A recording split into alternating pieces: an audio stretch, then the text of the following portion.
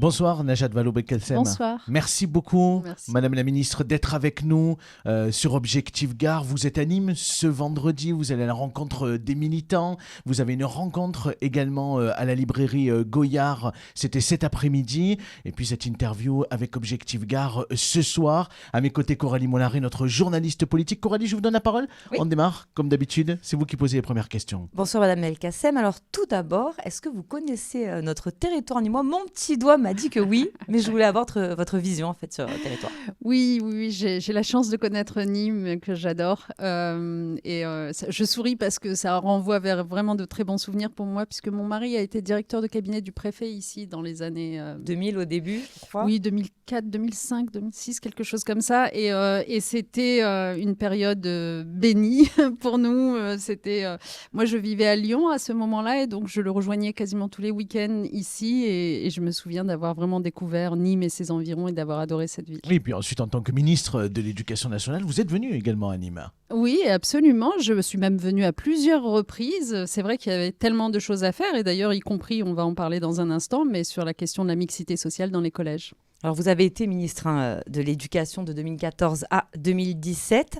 Est-ce que vous avez travaillé avec le conseil départemental et à l'époque le président Denis Boite sur la question du collège Diderot? À l'époque, ça a été quand même compliqué puisque les élèves ont été sortis de Diderot dans le quartier de Val-de-Gour et dispatchés dans d'autres établissements à la faveur de la mixité sociale, un combat que vous portez. Oui, absolument. C'est vrai que Denis a été un de ces grands élus de département, de collectivité locale, qui a répondu présent au moment où j'ai lancé un appel comme ministre de l'Éducation nationale en disant c'est plus possible dans notre pays. Il y a un vrai séparatisme socio-scolaire qui se creuse avec des établissements de pauvres et des établissements de riches pour aller vite, et qui se traduit notamment au moment du collège, avec notamment une forme de fuite vers le privé ou des collèges très différenciés qui se développent pourtant pas très loin les uns des autres.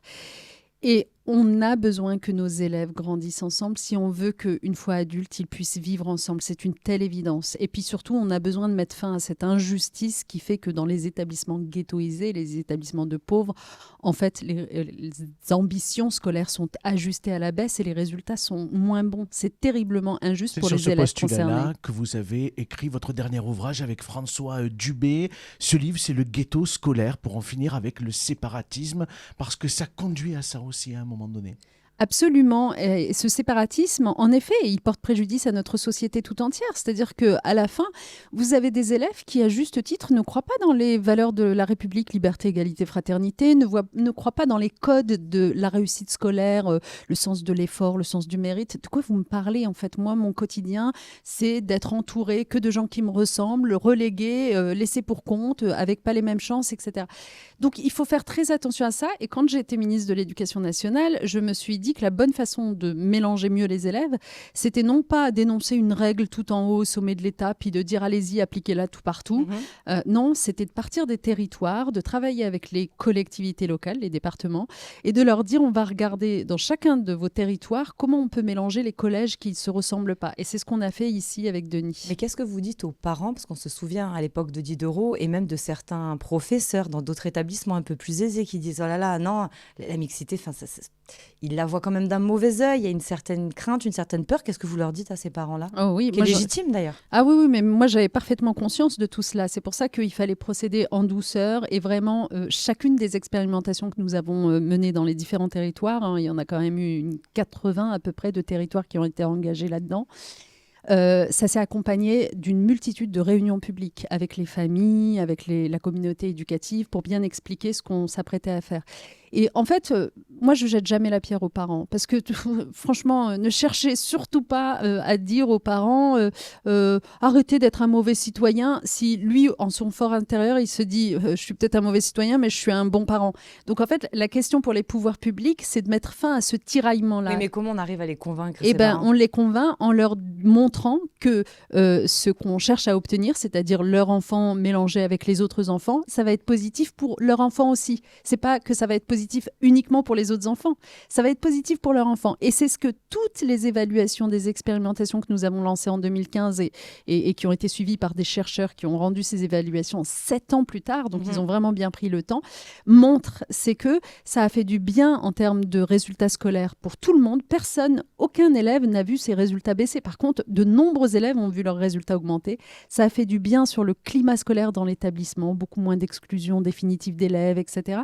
Et ça a fait du bien sur les compétences, parce qu'à l'école, on n'est pas là que pour apprendre, vous voyez, du par cœur, les compétences psychosociales des élèves, c'est-à-dire la capacité à travailler les autres, à être solidaire des autres, à avoir confiance en soi, à se projeter dans la société. Et ça, c'était du bénéfice pour les élèves qui autrefois étaient défavorisés, mais aussi pour les élèves favorisés. Je vais redonner la parole à Coralie dans quelques instants. Elle aura 2-3 questions politiques pour terminer cette interview. Mais restons sur le sujet de l'éducation nationale, parce que finalement, depuis que vous avez quitté le ministère de l'Éducation nationale, il y a eu une multiplication de ministres à la tête, effectivement, du ministère.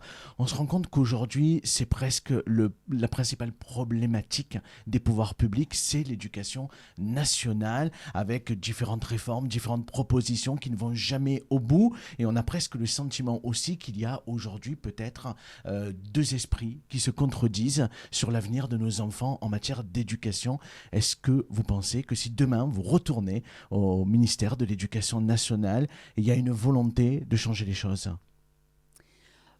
Moi, le constat que je fais depuis 8 ans maintenant, depuis 2017, c'est surtout que je crois, au sommet de l'État, c'est-à-dire le président de la République lui-même, je pense qu'il n'y a ni véritable compréhension des enjeux de l'école et notamment de l'école publique, ni véritable intérêt pour tout cela. Et en fait, c'est cosmétique. Hein. Tout ça est assez cosmétique. Et c'est ça qui explique pourquoi, par exemple, il est capable de prendre tour à tour un ministre qui va très, très, très loin sur le côté un peu conservateur, voire réactionnaire de l'école. Et tout l'inverse derrière. Et puis ensuite, derrière, tout l'inverse avec Pap Ndiaye en l'occurrence. Mais en même temps, Pap Ndiaye, dès qu'il semble vouloir un petit peu remettre en question le manque d'effort de l'enseignement privé, justement, sur la question de la mixité sociale, il est débarqué du jour au lendemain. Donc c'est quand même incroyable, quoi. Il y a une espèce d'absence de colonne vertébrale et ça vient du fait de ne pas comprendre. Et là aussi, les parents n'y comprennent probablement plus rien. Et les parents ne comprennent rien. Voilà. Allez, Coralie, pour terminer, quelques questions politiques. Oui. D'abord nationales ou locales ? Voilà, parce que nationale, la transition est toute faite. Aujourd'hui, quel regard vous portez sur la situation politique française ? Au-delà de l'instabilité, la gauche, quand même, a gagné. On a un gouvernement centre-droit. Et aujourd'hui, les socialistes ont décidé de soutenir plus ou moins le gouvernement Bayrou. Ça fait forcément grincer dans la gauche. Vous êtes une femme de gauche. Quel est votre regard sur cette situation ? Alors, je vais vous reprendre juste sur une phrase. Les socialistes ne soutiennent pas du tout. Alors, ils n'ont pas voté la motion de censure, pas le budget, mais d'un côté... Non, mais juste pour être clair... C'est un soutien qui ne dit pas son nom. Juste pour être clair, à chaque fois que les socialistes ont eu à s'exprimer, y compris sur le budget dont on est en train de parler, ils ont voté contre. Ils ont voté contre en commission mixte paritaire, ils ont voté contre au Sénat. Donc, en fait, les socialistes ne soutiennent pas ce budget. En revanche, c'est vrai qu'ils ont tout fait pour qu'il soit moins catastrophique qu'il n'aurait pu être. Pourquoi est-ce que les socialistes ont pris la décision de ne pas censurer ? Et c'est une décision que moi, je comprends tout à fait. C'est que, en fait, aujourd'hui, on est dans une situation absolument cataclysmique où nous ne pouvons pas nous permettre de continuer encore des mois durant à rediscuter d'un nouveau budget, etc. Il faut un budget, ce qui n'empêche pas de censurer le gouvernement Bayrou par la suite. D'ailleurs, ils vont en redéposer une motion de censure, ils l'ont annoncé.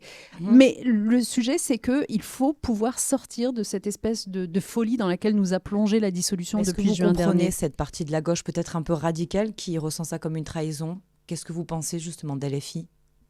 J'ai trouvé que les visuels en particulier qu'ils ont publiés étaient une tragédie, vraiment une tragédie, une honte absolue. Je pense qu'on ne peut pas se dire partenaire au sein d'une même famille de pensée de gauche et se comporter comme ça à l'égard des autres. Donc j'espère qu'ils vont retrouver leurs esprits tout simplement. Ce matin dans le journal Aujourd'hui en France, il y a un article qui concerne Nîmes et qui annonce que le Rassemblement national a fait de sa priorité la ville de Nîmes dans le cadre de cette guerre qui s'annonce à droite. Il y a une union à gauche qui est en train de se construire. Est-ce que vous restez confiante sur la possibilité que la gauche, dans son ensemble, puisse revenir à la ville de Nîmes ? Alors oui, je reste absolument confiante. Je pense vraiment que La droite, ici, est dans une forme de fin de règne, en quelque sorte. Je pense que l'extrême droite, beaucoup de citoyens ont conscience que c'est une menace réelle. Et à nouveau, je le dis, pas une menace uniquement, entre guillemets, comme si c'était pas grave, pour les étrangers, une menace pour chaque citoyen, parce que le phénomène et la dynamique, la mécanique du mal, on la connaît, ça commence toujours par l'étranger, puis celui qui, certes, a la nationalité, mais qui n'a pas tout à fait le bon faciès, puis celui qui a le bon faciès et la bonne nationalité, mais qui défend un peu trop les droits humains, et d'ailleurs, ce droit de l'homisme, c'est insupportable, etc., etc. Et puis, à la fin, comme disait le pasteur Niemeyer, je crois, quand ils sont venus me chercher, il n'y avait plus personne pour me défendre puisqu'ils avaient tous été déjà pris avant moi. Donc moi, je pense qu'il faut faire extrêmement attention à l'extrême droite. Et la gauche? Et donc, elle a une capacité de l'emporter sans gauche, LFI, anime. La gauche est la force politique aujourd'hui qui présente l'alternative la plus solide à ce qu'est l'extrême droite.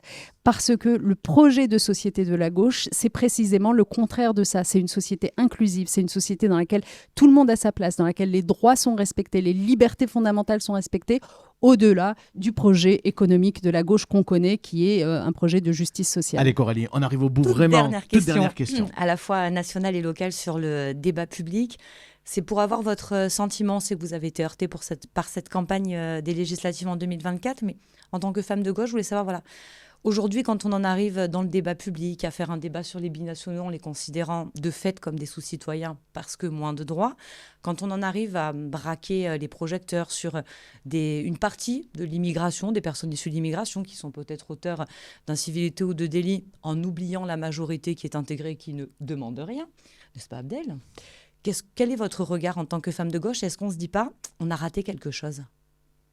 Moi, ce que je me dis surtout, c'est que le véritable problème, au-delà de l'extrême droite, dont on sait que c'est la philosophie de pensée, le fond de commerce depuis le début, l'exclusion des autres, la xénophobie, au-delà de l'extrême droite, le problème, c'est tous ces responsables politiques soi-disant dans l'arc républicain qui cède à cette facilité déconcertante d'instrumentaliser la question de l'immigration, la question migratoire, et de l'instrumentaliser. Pourquoi ? Parce qu'aujourd'hui, c'est devenu tellement confortable de l'instrumentaliser, c'est tellement facile, ça vous fait gagner des points dans les sondages, vous montrez ferme, vous bombez le torse, dans un monde qui est un monde de faux semblants, en fait. Et ça fonctionne, parce qu'il y a un écho auprès des gens. Parce que, franchement, on est en train d'abrutir les gens, tout simplement. Et je pense que le vrai challenge, le vrai défi pour nous tous, les gens de bonne volonté, je vais dire ça comme ça parce que ça va au-delà de la gauche, c'est de donner aux citoyens l'accès à l'information qui leur permettra de se faire une idée par eux-mêmes. La délinquance ne se retrouve pas surreprésentée chez les immigrés, par exemple. Mais lorsque médiatiquement ou sur les réseaux sociaux, vous n'en parlez que lorsque l'auteur de la délinquance a un nom à consonance étrangère, les gens finissent par le croire. Donner l'accès à l'information, c'est lutter contre tous ces biais et toutes ces manipulations. Et c'est surtout remettre de l'exigence, en fait, dans notre citoyenneté collective.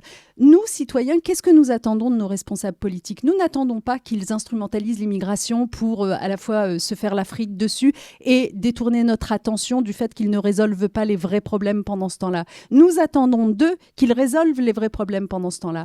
Toute une partie de notre jeune génération est totalement angoissée à l'idée du changement climatique. Ils font quoi pendant ce temps-là là-dessus ? Toute une partie des parents est angoissée, j'en fais partie, par le narcotrafic. Ils font quoi pendant ce temps-là ? Et on ne parle même pas de l'éducation. Mais ils ne font rien, puisque en fait, ils nous ont complètement focalisé l'attention sur, soi-disant, l'immigration. Voilà, donc c'est avec ça qu'il faut en finir et les citoyens doivent redevenir exigeants. Merci Najat Vallaud-Belkacem, Madame la Ministre. Merci beaucoup d'avoir été avec nous aujourd'hui. C'était un plaisir.